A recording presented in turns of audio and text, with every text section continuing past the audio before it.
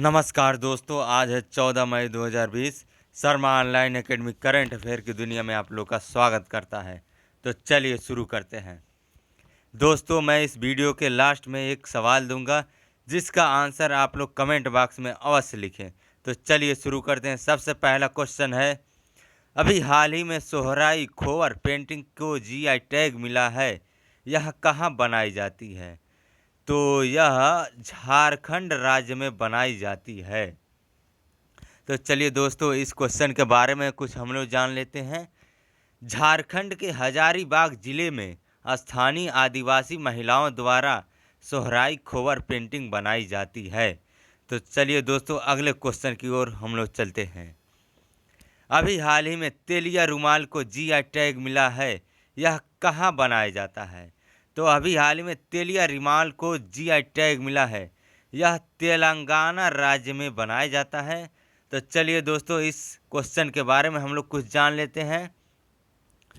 तेलिया रुमाल कपड़े में कॉटन लूम के साथ जटिल हस्त निर्मित कार्य शामिल है, जो 3 विशेष रंगों लाल, काले और सफ़ेद में विभिन्न प्रकार के डिजाइन और रूपांकनों को प्रदर्शित करता है। तो चलिए दोस्तों, अगले क्वेश्चन की ओर हम लोग बढ़ते हैं।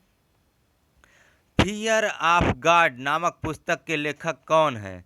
तो फियर ऑफ गॉड नामक पुस्तक के लेखक वधान हैं। तो चलिए दोस्तों, इस क्वेश्चन के बारे में हम लोग कुछ जान लेते हैं। वधान, जिनका असली नाम बुम्मदेवरा साई चंद्रवदन है, उनका कहना है कि यह पुस्तक न्याय वितरण के चरम रूप का उपयोग करते हुए कानून को लागू करने के बारे में है। यह अग्निपुत्र वेन, अग्नि फर्स्ट स्पोक और शत्रु के बाद वधान का तीसरा उपन्यास है। तो चलिए दोस्तों, अगले क्वेश्चन की ओर हम लोग बढ़ते हैं। पारक नामक कोविड-19 टेस्टिंग लैब का विकसित किसने किया है? तो पारक नामक कोविड-19 टेस्टिंग लैब DFRL ने विकसित किया है। तो चलिए दोस्तों, इस क्वेश्चन के बारे में हम लोग कुछ जान लेते हैं। मैसूर में DFRL द्वारा निर्मित सबसे नई मोबाइल टेस्टिंग लैब है यह लैब एक दिन में लगभग 30% से अधिक नमूनों का परीक्षण करने में सक्षम होगा। तो इसमें एक शब्द आया है DFRL। तो चलिए इसके बारे में हम लोग जान लेते हैं। तो DFRL का फुल फॉर्म है डिफेंस फूड रिसर्च लैब। इसका पेरेंट ऑर्गेनाइजेशन है DRDO और DFRL का स्थापना 28 दिसंबर 1961 में हुआ था और इसका हेड क्वार्टर है मैसूरी में। तो चलिए दोस्तों, अगले क्वेश्चन की ओर हम लोग बढ़ते हैं।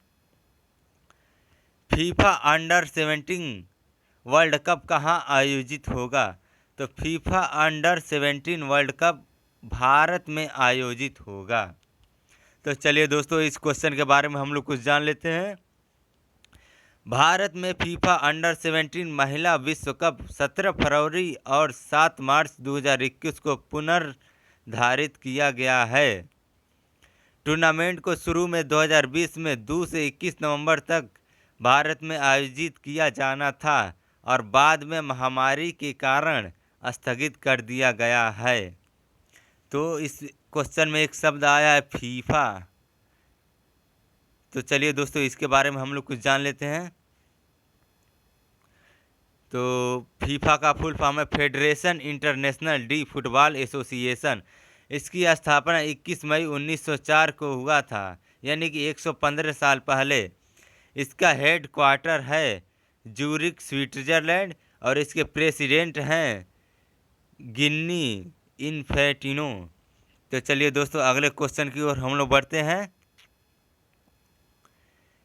State of the world nursing report 2020 किसने जारी किया है? तो state of the world nursing report 2020 WHO ने जारी किया है।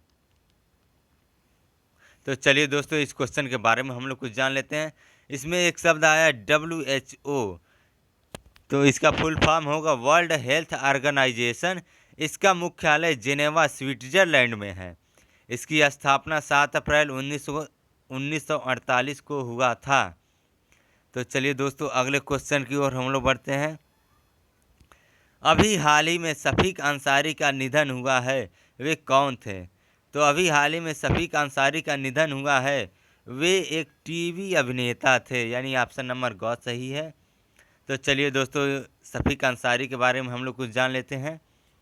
सोनी टीवी के शो क्राइम पेट्रोल में अभिनय करने वाले अभिनेता शफीक अंसारी का मई 2020 में निधन हो गया।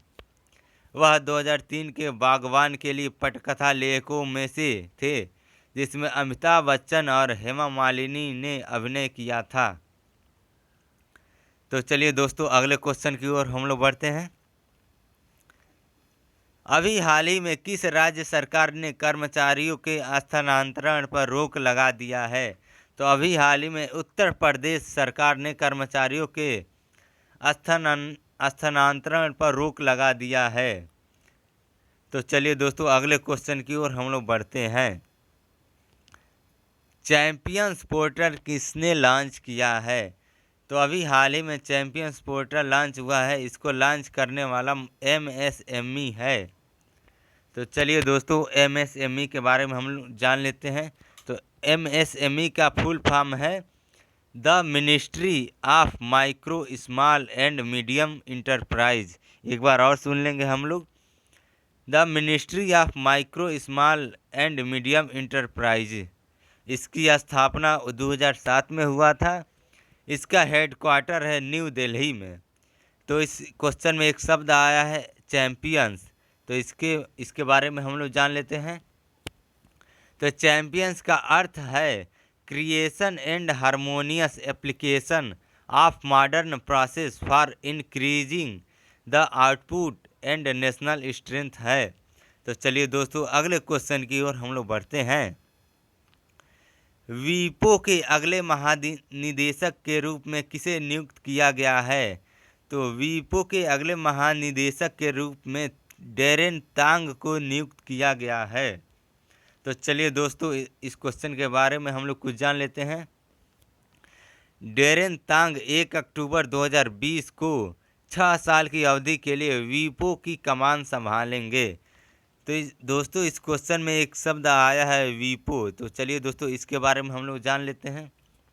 वीपो का फुल फॉर्म है वर्ल्ड इंटेलेक्चुअल प्रॉपर्टी ऑर्गेनाइजेशन।